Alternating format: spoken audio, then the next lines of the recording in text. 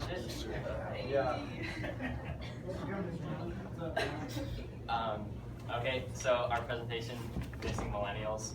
I'm Ruben. I'm Nathan. I'm Anthony. So, our title, Missing Millennials, really is referencing the millennial generation who's lacked a political voice in the political spectrum in the recent years. And millennials, their age ranges from 18 to 35, although there's no set boundary for them, it's kind of loose. They're consistently recording the lowest voter representation in America and other countries as well.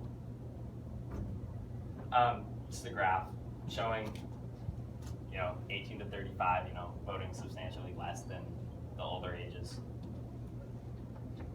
So democracy is equal to happiness. According to Dr. Matthew Beard, an ethic and moral philosopher, 9 out of 10 countries which supported democratic values also scored well on levels of well-being and levels of happiness. Now this means like countries such as America, which are democratic, tend to have people who are generally more happy compared to other countries that might be supporting a different level, a different government style. And this brings up the question, why do we not take advantage of our rights if it actually makes us more happy? So along these lines, a lot of people think they have valid reasons not to vote, valid reasons not to take political action. Some of these include they feel like their vote doesn't have an effect because of our system. We use the electoral college. So some people feel as though like their singular vote gets washed out with in regards to the electoral college. People who live in regions that are dominated by certain political parties might feel like their vote won't have a significant impact on the outcome of the election. Coupled with this is sort of attitude and general attitude of apathy and laziness. So people aren't really motivated to go out and take action when it's easier just to ignore it and not do anything in general. Also, along those lines is a culture of voting. So people who are in an environment where voting is more like, people encourage it more, are more likely to vote and more likely to exercise their right. Whereas if you're in a culture where people don't necessarily exercise this right, you probably won't vote. You won't hold voting to as high of a value.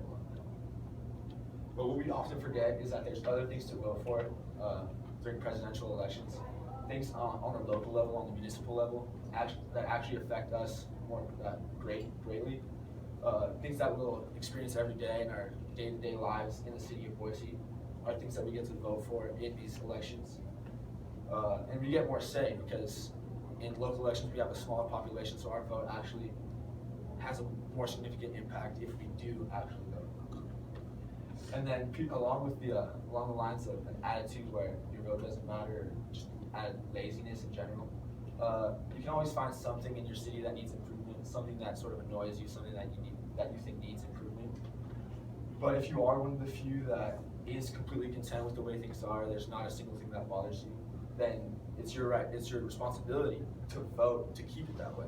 Because if you don't, more likely than not, other people will vote to change it, and then you'll be forgotten.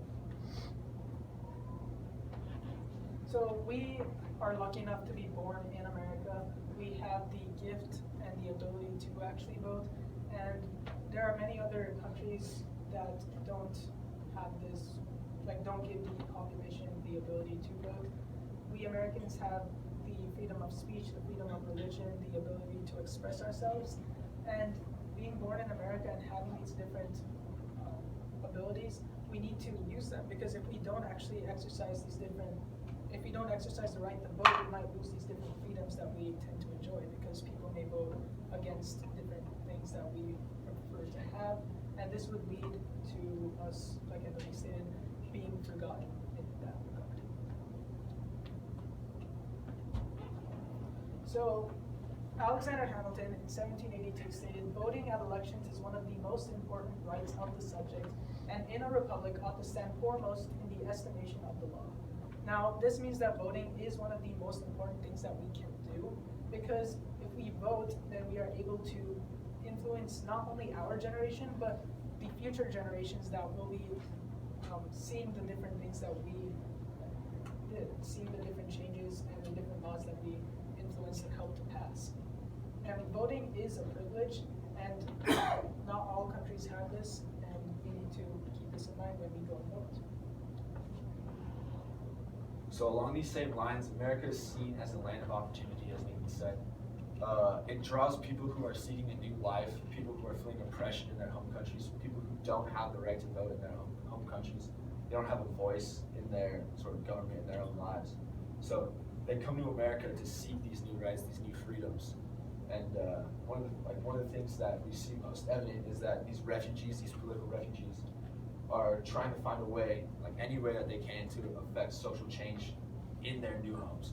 So people are trying to earn citizenship, find a way to vote, because that's not something they were able to experience in their previous countries. And one of the things about our political system is that it's one of the more successful systems per se. But one of the things that we don't understand is that there are people all across the world who don't actually have the right to vote, and they're fighting day after day to earn this right that we get to enjoy just because we were born here. So kind of understand that. So, we as voters, we really have the power to, like we said, influence who's leading our country, what laws are being enacted upon us. So some 2000 presidential election, just a couple thousand votes, kind of tipped the scale. And, school bond vote out in Cuna, it passed by like 8 or 10 votes, something like that. Standing up for what you believe in, your vote matters. It can change. So the 2016 presidential election, two very different candidates. Election was pretty unique, a lot of different reactions. But in terms of voter turnout, just under 60% of eligible voters voted. This is an increase from previous elections. But in terms of millennials, less than half of registered millennials actually voted. So as you can see here, this is just a graph showing the different states and how many people actually voted in each state. Hawaii being one of the fewest, Hawaii was had the least amount of voters with only 43% of the population actually voting. Minnesota had the most with just under 75%. And lots of other states had very similar percentages. Idaho had 60.9%. And while this might seem like it's a bit higher than a few of the others, it's very low, and we need to definitely try and increase this, because if we each put our political opinions out there, other people will be able to recognize it and see and accept what we bring to the table. So, this is just comparing the United States to voter turnout in Latin America countries. As you can see, we fall well below, some third world countries. It's kind of weird. And then this is just average voter turnout from 1945 through 2014, with lots of countries such as Italy being one of the highest with 89.4%, and then Australia 83.9%, and lots of those other ones up there with very high percentages of people voting. The global average is about 62.7%, and while that's like up there, the United States is only at 47.5%. And we can obviously see that this is a major problem, because we are voting less compared to the rest of the world as a whole. And we need to change our mindsets, because the rest of the world sees that politics and the ability to vote is something it's not taken for granted, and we in America tend to forget that. So, why are other countries voting more than us? A lot of looking at the